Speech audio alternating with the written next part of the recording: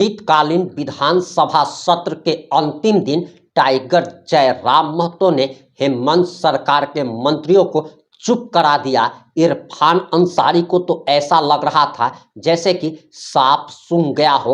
हेमंत सोरेन बगले झांकने लगे और टाइगर जयराम महतो का सवाल सुनकर ऐसा लग रहा था जैसे कि हेमंत सोरेन के मुंह में दही जम गया हो। और आखिर पूरा मामला क्या है, पूरा मामला इस 5 से 8 मिनट की रिपोर्ट में हम आपको बताने जा रहे हैं। नमस्कार, मैं प्रिंस कुमार सिंह और आप देख रहे हैं पॉजिटिव प्रिंस। अगर अभी तक आपने चैनल को सब्सक्राइब नहीं किया है तो खबरों से अपडेट रहने के लिए कृपया चैनल को सब्सक्राइब कर लीजिए। और जो लोग ऑलरेडी कर चुके हैं उन तमाम लोगों को सहृदय धन्यवाद। अब वापस आते हैं हम अपनी खबर पर और जरा आप ये बयान सुनिए। अध्यक्ष महोदय, मैं मानता हूं कि कोर्ट में, न्यायालय में विधायिका का हस्तक्षेप नहीं होता है, लेकिन वो एक्टिव रहती है, एक्टिव मोड में काम करती है। अगर हम लोग केवल यही बहाना करें कि न्यायालय में विधायिका का हस्तक्षेप नहीं होता है तो 25 साल बीत चुके हैं, हमारे पास स्थानीय नीति नहीं है, हमारे पास ढंग की नियोजन नीति नहीं है और 25 साल बीत जाएंगे। तो इस राज्य को बनाने का मकसद, आज हम लोग वीर शिबू सोरेन आज हमारे बीच नहीं रहे, उनको हम लोग दिल से श्रद्धांजलि दिए, लेकिन केवल श्रद्धांजलि देने से नहीं होगा। उनका सपना क्या था, उनका विचार क्या था, वो तभी साकार हो जाएगा, इस राज्य के लिए नीति बनेगी। तो अगर केवल हम लोग ये कह दें कि न्यायालय, सही बात है न्यायालय में हमारा हस्तक्षेप नहीं होता है, लेकिन यह तो करना होगा कि आप एक समिति बना दिए मंत्री के नेतृत्व में, उसमें विभिन्न दलों के विधायकों को समिति में रखें और एक निगरानी बनाकर आप उसको ध्यान में रखेंगे कि भाई इस नीति को, ये जो लंबित है मामला कोर्ट में, उसका जल्द से जल्द सुनवाई हो सके। महोदय, डेटा निकाले अध्यक्ष महोदय, 70-74 नौजवानों का डेथ विदेशों में और अन्य राज्यों में क्यों हुआ? वो रोजगार की तलाश में गए थे, वो अधिकारी बनने नहीं गए थे, वो इंजीनियर, डॉक्टर, वकील बनने नहीं गए थे, वो मजदूर बनने गए थे और मजदूर बनने के क्रम में वहां वो मर जाते हैं। ये हमारे राज्य का दुर्भाग्य है। इसीलिए मैं चाहता हूं कि इन मुद्दों पर राज्य सरकार गंभीर रहे, इसीलिए मैं चाहता हूं कि इन मुद्दों पर माननीय मंत्री गंभीर रहे और एक समिति का निर्माण करे और बिल्कुल वो निगरानी में रखे। न्यायपालिका अलग होती है, विधायिका अलग होती है, लेकिन वो निगरानी रख सकती है। इसलिए मैं आग्रह करता हूं कि वो आश्वस्त करे कि ये जो मामला कोर्ट में लंबित है उसमें राज्य सरकार गंभीर होकर उसको निगरानी में रखेगी। एक छात्र ने यहां तक कहा था, इन व्यवस्थाओं से दुखी होकर क्यों ना मैं नक्सली बन जाऊं। इसलिए आज महोदय आप भी जानते हैं कि इस राज्य की परिस्थिति क्या है। 2002 में हमारे साथ क्या हुआ, स्थानीय नीति की बात को लेकर मामला हाईकोर्ट में गया, हमारी राज्य की सरकार, हमारी विधायिका गंभीर नहीं होने के कारण आज उसकी दुर्दशा आज भी राज्य के युवा भुगत रहे हैं, आज भी राज्य के निवासी भुगत रहे हैं। तो हम चाहते हैं कि अधिकारियों के भरोसे मंत्रीगण ना बैठे, अधिकारियों के भरोसे सरकार ना बैठे।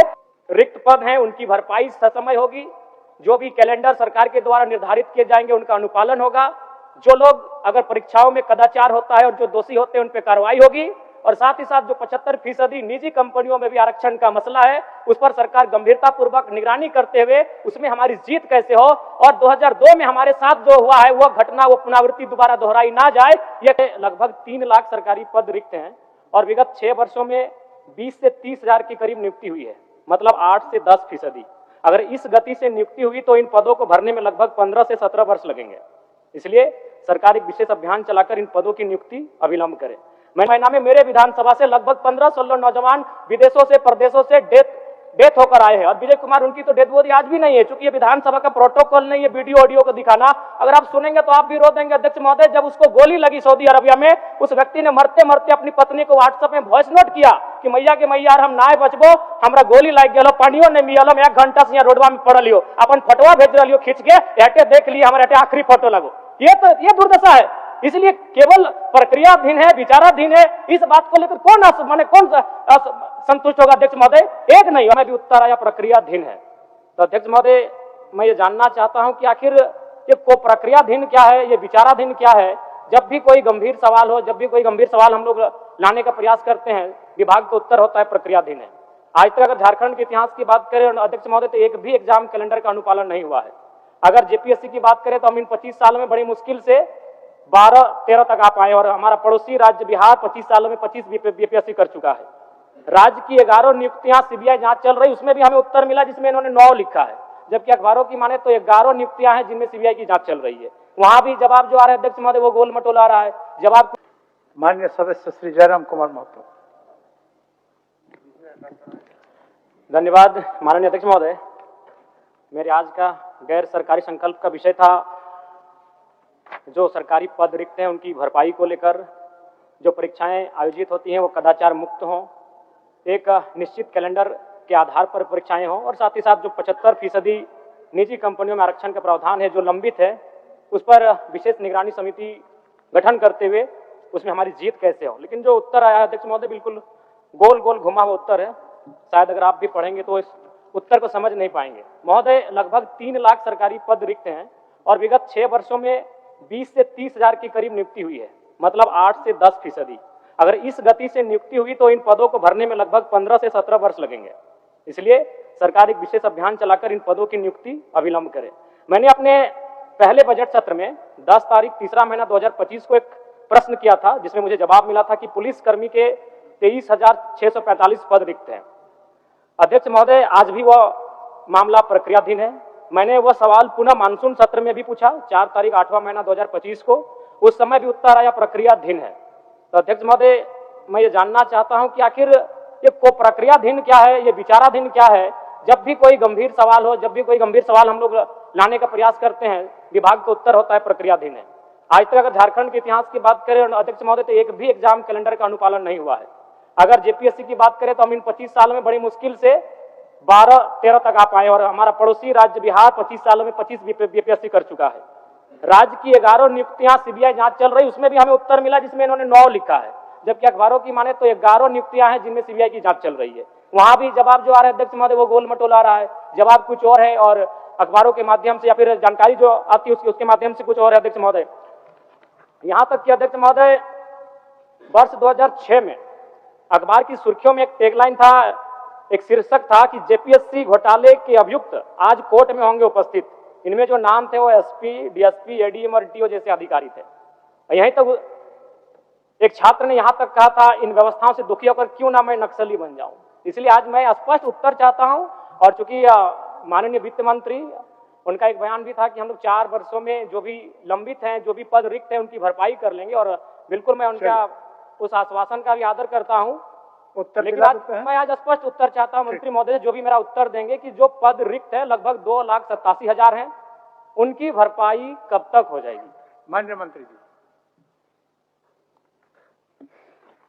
अध्यक्ष महोदय, हम लोग ने बड़ी स्पष्ट जवाब दिया है माननीय सदस्य का विस्तार के संदर्भ। 24/12/2021 को झारखंड के निजी क्षेत्र में स्थानीय उम्मीदवारों को नियोजन अधिनियम 2021 प्रचारित किया गया है, जिसके माध्यम से झारखंड राज्य में नियोक्ता द्वारा निजी क्षेत्र में स्थानीय उम्मीदवारों को 50% आरक्षण देने का मामला। लेकिन WP 56/88/2024 के मामले में माननीय उच्च न्यायालय रांची द्वारा दिनांक 11/12/24 को पारित न्यायाधीश की खंडिका 6 द्वारा तत्काल रोक लगा दिया गया, जो अभिभावक के माध्यम से उन्होंने पूछा है सरकार से।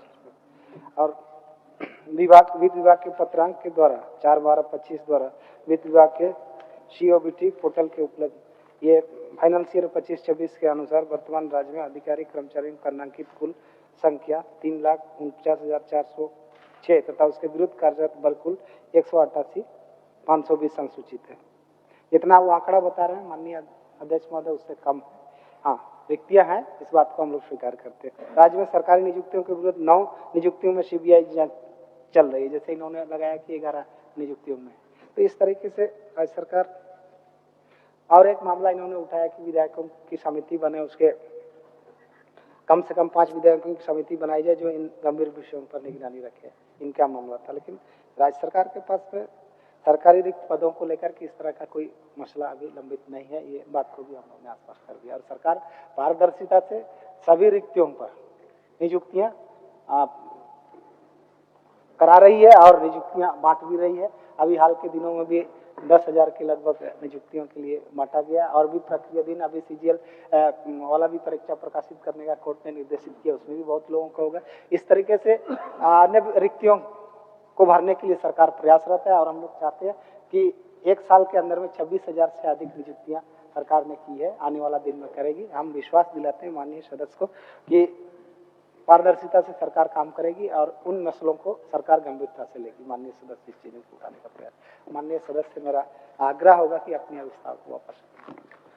अध्यक्ष महोदय, मंत्री महोदय ने भी केवल जो विभाग से उनको उत्तर मिला उसे पढ़ के सुना दिया। अगर आप कहें तो हम भी पढ़ के सुना सकते हैं कि 11 कौन सी नियुक्तियां हैं जिनमें जांच हो रही है, जांच एजेंसियों की निगरानी में है। वो उत्तर उनको लिख के दिया गया है 9, वो भी बोल रहे हैं 9। और ठीक है, उन्होंने कहा कि 1 वर्षों में जो 25 से 30,000 की नियुक्तियां का जो मामला है वो आश्वासन दें कि उनकी भरपाई 1 वर्षों में हो जाएगी। वो कहें कि वो आश्वासन दे रहे हैं कि 1 वर्ष में यानी आज की तारीख से ठीक आज की तारीख तक 25 से 30 हजार पदों की भरपाई होगी। मंत्री महोदय आश्वासन दें। माननीय मंत्री जी। हमने कहा कि विगत से अभी तक 1 साल के अंदर में 26,000 की लगभग नियुक्तियां हो गई है, चाहे सरकारी या गैर सरकारी क्षेत्रों में। मैंने ये कहा है और अन्य रिक्तियों पर भी गंभीरता से सरकार नियुक्तियां करेगी, हर प्रक्रिया इसको पारदर्शिता से करेगी, यही मैं बताना चाह रहा हूं। अध्यक्ष महोदय, नहीं सवाल अभी खत्म नहीं हुआ। अध्यक्ष महोदय, मेरा इसमें और एक था कि राज्य सरकार ने 2022 में एक जो नियम निर्धारण किया था कि निजी क्षेत्रों में भी 75% आरक्षण की व्यवस्था की जाएगी, और लगभग 2 सालों तक वो व्यवस्था रही। फिर 2024 में दिसंबर के महीने में हाईकोर्ट का एक सुनवाई होती है हाईकोर्ट के माध्यम से, और उस नियम पर रोक लगा दिया जाता है। तो मेरा कहना यह है कि आज लगभग साल भर बीत जाएंगे, दिसंबर का महीना है, हम लोग दिसंबर के महीने में फिर आ चुके हैं, 1 साल होने को है। तो सरकार कितनी गंभीर है? बार बार तो कह रहे हैं मंत्री महोदय की सरकार गंभीर है, सरकार गंभीर है। तो सरकार कितनी गंभीर है कि 1 वर्ष होने के बाद भी उस पर हमारी कोई पहल नहीं? अध्यक्ष महोदय, आप भी जानते हैं कि इस राज्य की परिस्थिति क्या है। 2002 में हमारे साथ क्या हुआ, स्थानीय नीति की बात को लेकर मामला हाईकोर्ट में गया। हमारी राज्य की सरकार, हमारी विधायिका गंभीर नहीं होने के कारण आज उसकी दुर्दशा आज भी राज्य के युवा भुगत रहे हैं, आज भी राज्य के निवासी भुगत रहे हैं। तो हम चाहते हैं कि अधिकारियों के भरोसे मंत्रीगण ना बैठे, अधिकारियों के भरोसे सरकार ना बैठे, विधायिका की जवाबदेही हो, विधायिका की जिम्मेवारी हो। और ये चूंकि 1 वर्ष बीत चुका है कि भाई मामला कोर्ट में लंबित है, तो उसके लिए सरकार क्या कर रही है, मैं माननीय मंत्री महोदय से जानना चाहता हूँ। माननीय मंत्री जी। यहाँ तक कोर्ट का मामला है माननीय अध्यक्ष महोदय, हम लोग जानते हैं कि उसमें सुनवाई होती है तो साक्ष्य के आधार पर कोई चीजों पर वो निर्णय करती है। कोर्ट में तो हम लोग का हस्तक्षेप नहीं है।